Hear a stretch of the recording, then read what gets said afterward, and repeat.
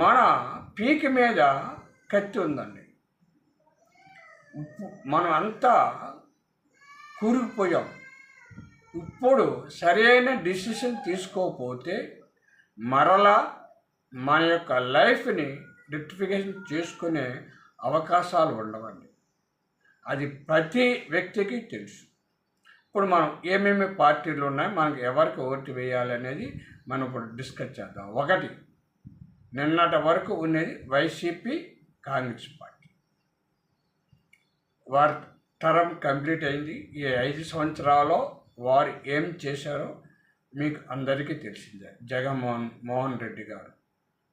అది కాకుండా తెలుగుదేశం, బీజేపీ, జనసేన, ఈ 3 కూడా ఇప్పుడు ఒక కూటమిగా ఏర్పడ్డాయి. ఇంకొక పార్టీ ఏంటండి? కాంగ్రెస్.